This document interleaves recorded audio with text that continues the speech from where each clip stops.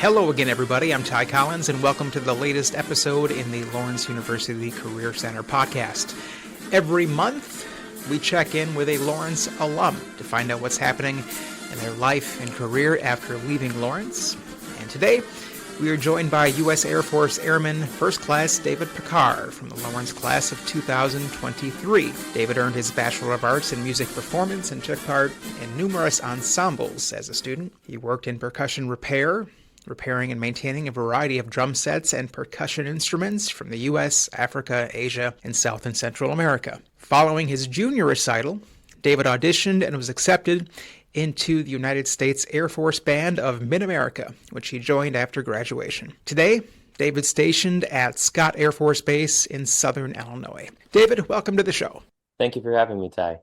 So let's start today with your background in music. Tell us what instruments you play and how long you've been a musician. Yeah, so I've been tapping and making noise since a very young age. So I was that wiggly kid who was tapping straws and silverware at restaurants. And so my mom was very gracious, and she nurtured a love of music and of music making from a young age. So I started with drum set, which was a pretty easy transition. And then from there, I went into piano and then percussion and then guitar and bass. And in ninth grade, I took up euphonium for a brief semester, which taught me all the brass fingerings and would have prepared me very well for a music education career. So after going through all those instruments, I had a pretty successful and enjoyable high school music career. I played in a number of concerto competitions with the Milwaukee Symphony, the Lakeshore Wind Ensemble, and the Central Wisconsin Symphony Orchestra.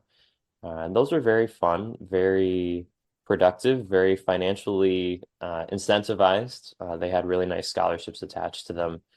But when I realized that if music was only about me, then I would get burnt out from it. So all those concerto competitions ended up just trying to make me look like a great musician and rather than supporting a group. So I always tell people with music, know your why, because if your why is just yourself, you'll eventually burn out and you'll get exhausted from your art. So when I discovered dancing and music that supported a dancing and a community culture, whether that be swing dancing or square dancing or dancing in any form that you can, even ballet, when your music is in support of something bigger and grander than yourself, it's more fulfilling and much less draining. So yes, I've played a number of instruments and have been successful, but always remember that your music can be about more than just you. And that's when music gets really fun and rewarding. So you are with the United States Air Force Band of Mid-America. Can you tell us about the audition process for the Air Force Band and maybe how it differs from your understanding of auditioning for civilian bands? When looking into civilian job opportunities in the performing arts career field, there's a lot of similarities in terms of the professional standards that musicians are held to, professional treatment and consideration during auditions. They're similar in that there's a pre-screening round and then a live round, so that way you're not inviting, hundreds of candidates for one vacancy, and not wasting everybody's time and money and travel expenses. And there's still a very selective pool of candidates, but the differences come where one audition in the Air Force can lead to multiple or zero hires. So during my audition, I was one of two candidates that was selected for a position. So he and I were both hired, even though it was on the same day. We met the performance qualifying standard. So that was nice that I knew that I didn't have to beat out everybody else. I just had to perform to the standard of excellence. And then one thing that's very musically unique about the Air Force audition process is that we have candidates perform a live round with other Air Force musicians. So if you're a woodwind or a brass player, you will play with a woodwind or a brass quintet. And if you're a member of the rhythm section, you'll play with a pop, rock, or a jazz small group or some combination of both to test your live performance skills. And that's just an opportunity not afforded to other civilian auditions. One tag on to that is that after the musical audition, In a civilian orchestra, if you win the audition, you pretty much sign and then you're guaranteed a job. On the military side, you sign that the Air Force will hold a musician slot for you, and then you have to do a lot more paperwork to go through the military recruiting process and to fill all of those obligations and to process their MEPS and sign a bunch more paperwork. So it's a little longer of a process on the military side, but it can be done, and it's very rewarding once you're on the other side. Yeah, which is a perfect lead into my next question, and that is you're in the Air Force band, but you're still an active member of the Air Force. So you had to go through MEPS and you had to go through that process, including basic training. Talk about going through that and just military life in general and how being a musician kind of fits into that military life. I did have to go through basic military training. The Air Force has the shortest basic military training. We call it BMT for short. So it's 6.5 weeks down at Lackland Air Force Base in really hot San Antonio, Texas. So it was baking like an oven all summer, but that's okay. The schedule for that was early morning physical training and then meals throughout the day, lots of classroom time, lots of time for dorm and individual cleaning, and then lots of marching and drill instructions. And then it was hot, and the instructors were there to design a stressful but not overwhelming environment. So that was nice that it wasn't full metal jacket 24/7. All the stereotypes you see in here, they're not quite true. The intensity can be there, and it's designed to be there, but it doesn't always have to be there 24/7. So in my normal, day-to-day duties now, the similarities between me and, the rest of the Air Force is that we all wear the same uniform. So we all represent the military. We represent, specifically the Air Force, but when we go in concerts and into the community, we represent, all of our nation's airmen, soldiers, sailors, Marines, and now Guardians with Space Force. So we represent, all service members, past, present, and hopefully future. So that's a tremendous responsibility that we take very seriously and proudly. We participate in a lot of the same readiness drills. So if a fighter wing, has okay, if something were to go wrong in some other part of the world, how quickly can we react to things? And we have similar drills to test our mission readiness and capabilities. We still go through physical training tests, PT tests, and routines. Our unit trusts each other to do our PT routines individually, and we have high scores as a result. So, way to go to keep the honor system rolling. And then we all have orders from on high, our officers above us, and from legislation that's been drafted in Congress and approved. So we have all the same oversight and legislation that any other part of the military does. The difference is that we operate under public affairs, and so we have a different mission focus. Because we're performing artists, we have different mission capabilities and different mission goals. We are often scheduling our lives around concerts instead of, around, fighter pilot training and schedule times and the weather. That presents its own unique challenges. And then being in a musician career field where most everyone that's in already has a bachelor's, if not a master's, if not a doctorate degree, the peers that I work with are in their 20s through their 50s. So I'm currently the youngest member, not only of my, 6-person rock band, but also of the entire 50, person unit. So that comes with its own, exciting time to, set the bar for where I want myself and other members to be. So it also means that I get to work with peers that have a lot of experience and, some of whom were former band directors. And I enjoy working with that older crowd with some wisdom and maturity on them. The rest of the Air Force is often composed of members who are fresh out of college or normally fresh out of high school and, didn't have a clear guidance of what they wanted to do post high school. So they went into the military to learn experience and a tech school and a trade school. And I respect that tremendously. Uh, it's just sometimes they at 18 or 19 don't have the maturity that some of my bandmates do, having been, 30 or 40 with, several kids and lots more life experience. So yeah, it's a little different, but we all play together well, and we all are here to serve the nation. Had joining a military band always been on your radar, or was that an option you came to think of towards the end of your time at Lawrence, and ultimately what made you decide to audition? So in my family, there's a legacy of service. So it started with my great grandfather, Henry P. Mecca, who was a bugler in World War II. And just looking up to him, I never got the chance to meet him. He passed away 2 years before I was born. But just knowing that there was a legacy of service, my grandpa served, my uncle served. And so when I came to my generation, I felt not an obligation nor any pressure but a desire to serve and wear the uniform.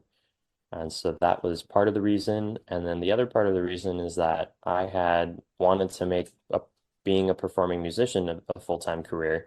And it's quite difficult to do that on the civilian side right after college. Your options are pretty much either go into more debt by going into a master's degree program, try to get a cruise ship gigs, which are both heavily fluctuating with, health, weather, and other societal safety trends, and then all sorts of other factors that I didn't want to be stuck on a cruise ship for several months. And so when I thought about all the different ways to become a performing artist, I thought that the military would be the best outlet.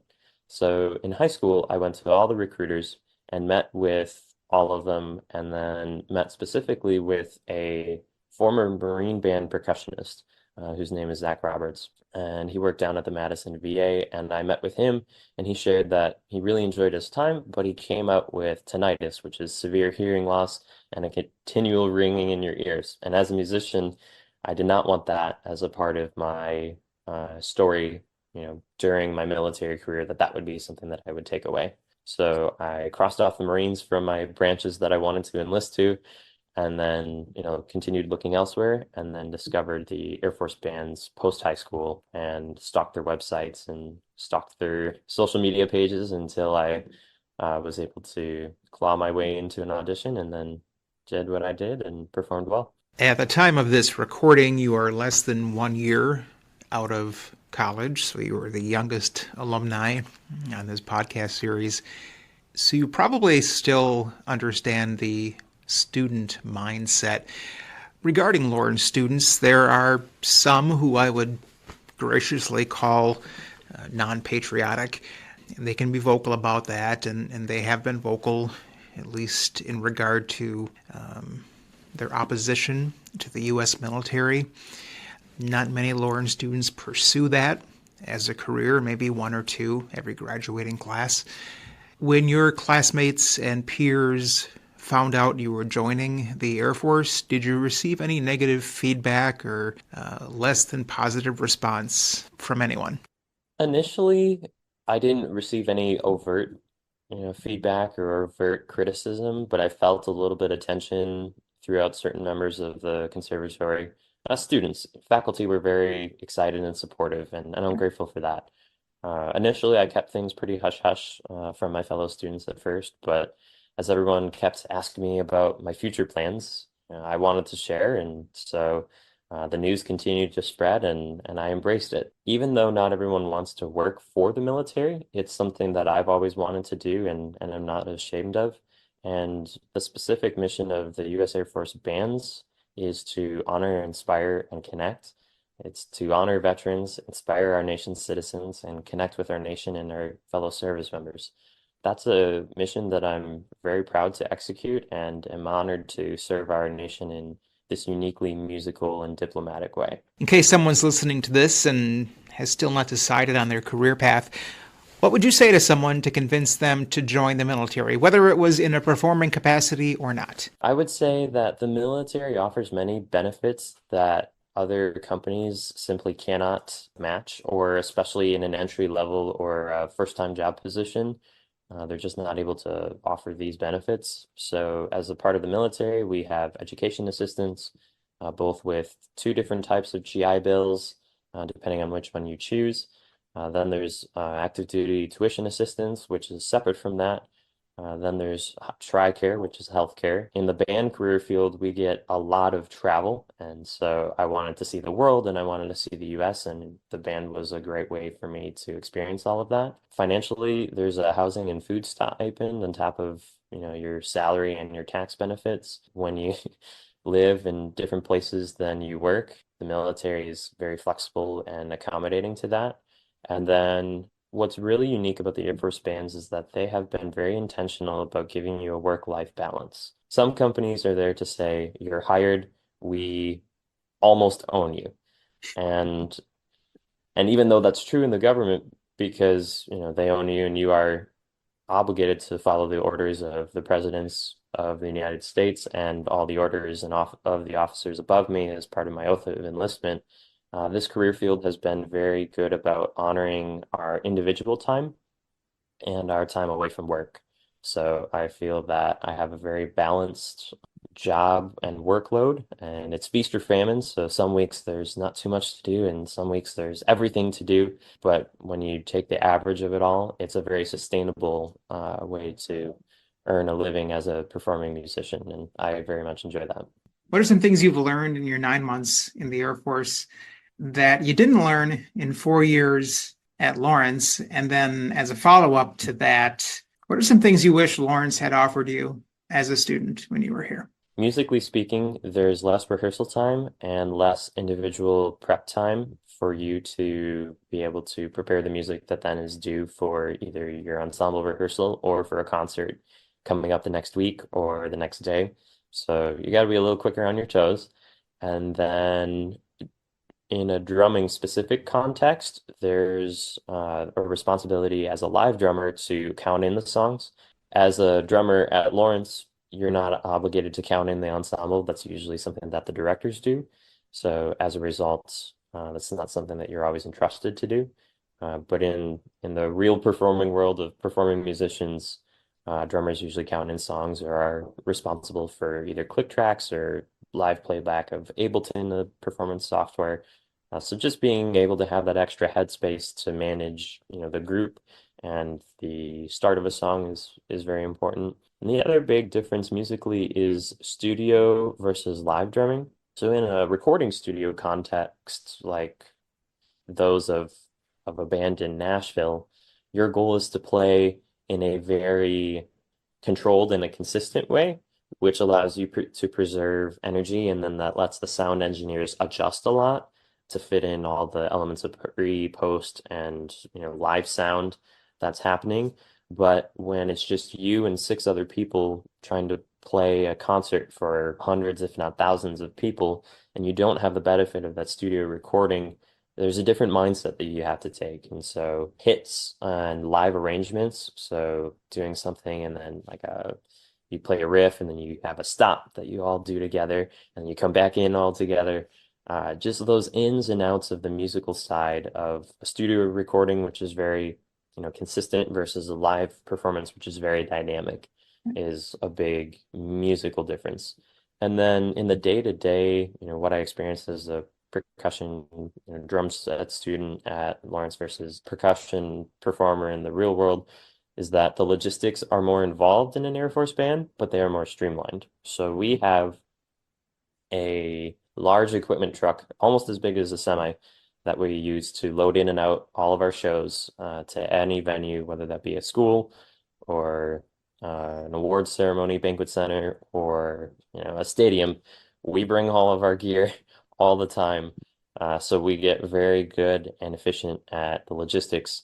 Whereas at Lawrence, if you have to bring all of your stuff from these practice rooms or rehearsal rooms into a different rehearsal room for this extra recital or extra coaching session. The logistics are just different. And being that in the Air Force, we own our own gear, that comes with a lot of privilege. And okay, I can place this here where it's more convenient for me because I own it, nobody else is touching it. And so that makes the logistics a little easier. Is there a particular class you took at Lawrence that stands out today as having been really helpful for what you're doing? And is there a class you think Lawrence should offer but isn't? So there were a number of classes that I really enjoyed and that propelled me well and prepared me for this career. One is the Intro to Arts Management class taught by the Queens of the Conservatory, Rosie and Julian. They're amazing, and that understanding of the administration side helps you tremendously. One of the things that I'm actively participating in as a musician is I'm not just a musician, but I'm also an administrator. So in the band, we have all sorts of administrative duties, whether that be vehicle control officer, director of operations, the marketing and publicity section that handles social media and print publications and radio advertisements, or the presentos and the picture frames that go on the wall, or the supply shop, which manages all of our gear, or our uniform shop and our computer shop and our tech, wizards that are also full-time musicians and then do these other duties. And that also extends to our music library, our productions team, and our live stream operations. So having taken that class, I can transfer those administrative skills to all of the admin or collateral duties that I perform as a member of not just a performing ensemble, but the U.S. Air Force Band group that is administrating all the things that we need to do. So that was a great class and very helpful. The advice that I would give is that the conservatory doesn't have a class that focuses on stage presence or audience engagement or performer etiquette, or even mic technique that I've seen for vocalists and instrumentalists. So when you are on a stage and you're singing a song, or you're a drummer on the stage and you need to embody a song, there wasn't a class that taught me when you're in front of little kids in an elementary school, this is how you need to act to get their maximum engagement and their maximum response. And the same way, when we're performing for a veterans home or a veterans community in a more rural area, how do you change the body language and the posture and the energy that you're putting out to best accommodate that audience? So just even a seminar or a one day, big event where everybody comes together and says, this is how we're going to bow. Uniformly, this is how we're going to bow. Uniformly, this is how we're going to hold a microphone because it looks professional, clean, and dignified. And just some of those performer etiquette things. The other big, big, very important part of performing as a musician is auditions. So if you want to win a professional job in any sort of performing industry, you need to take an audition.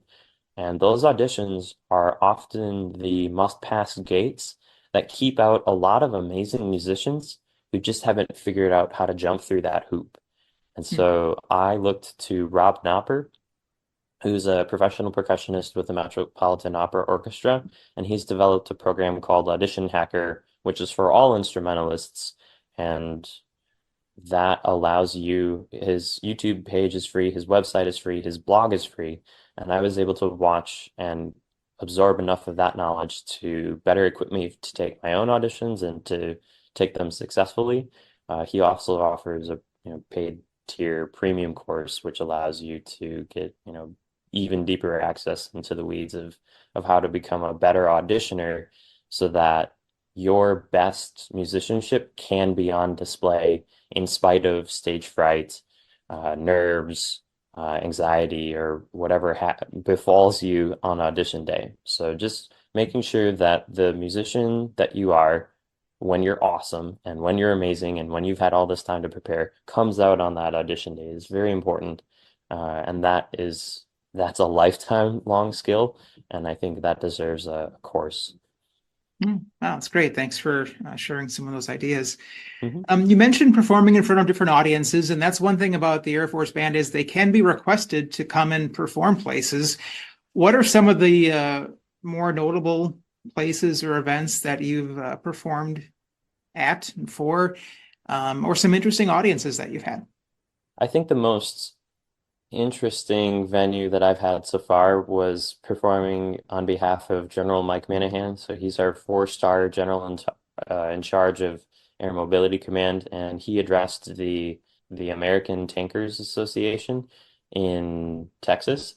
And so we played for an audience of 3,000 high-ranking military officials and civilian contractors.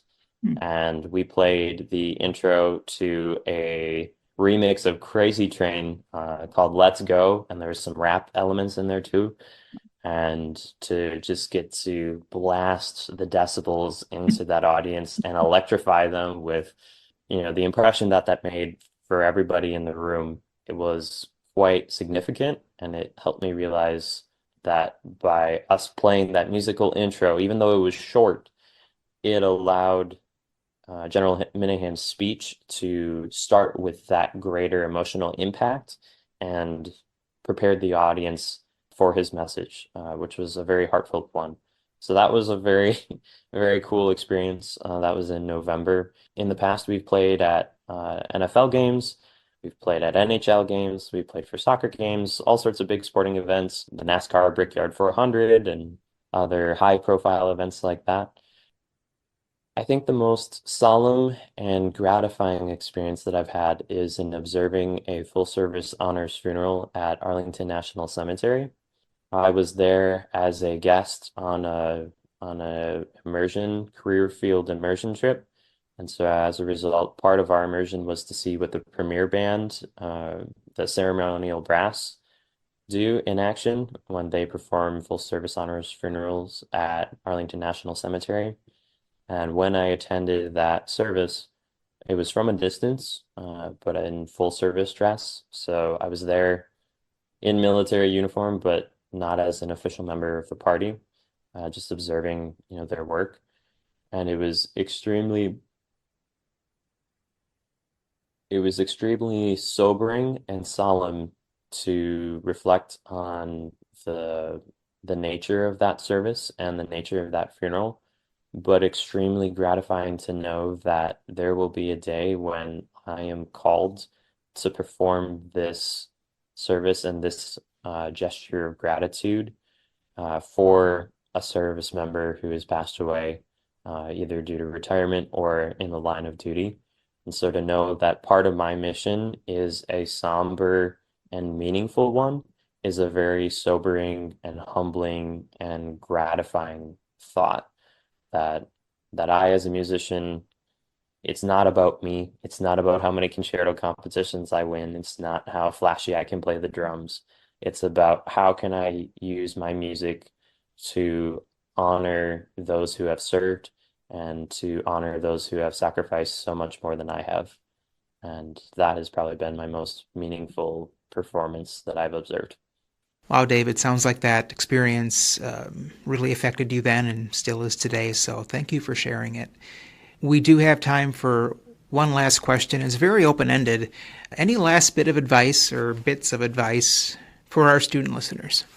There's more to life than music. As a musician, that's a very tough pill to swallow, to realize that music fills not only just a small role in the economy, but in your life. I'm very fortunate to put music as my occupation, and that's a very gratifying and satisfying uh, day job. However, in the end, we are more than just our profession. And so, whether you're a scientist or a chemist or the administrator at a university, you are more than your job.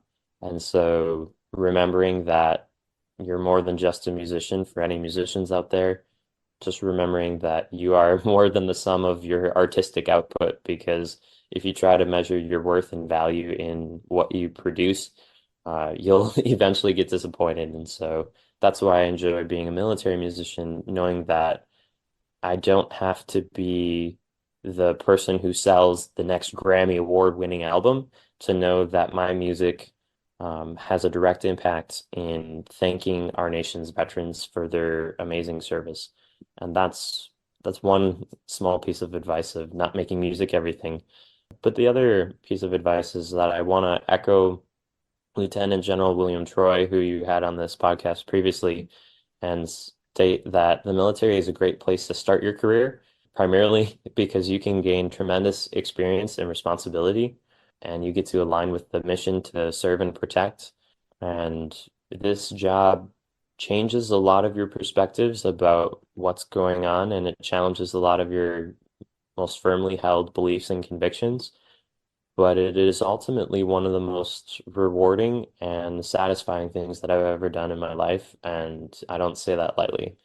I would say don't be afraid of the military. There's always going to be frustrations that you have with the military, whether that be with policy or with leadership.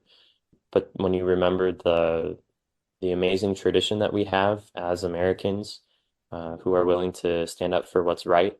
We did it in 1776, and our goal is to continue doing that, even today, to serve and defend and protect the nation and to obey the orders of the President of the United States is part of our oath, and it's part of our life's mission. So to get to live that out as a musician and to recruit in our elementary and high schools is part of what makes me excited to continue being a musician and being a musician in the Air Force. United States Air Force Airman First Class David Pickar, thank you for joining us on the Lawrence University Career Center podcast. Thank you, Jack.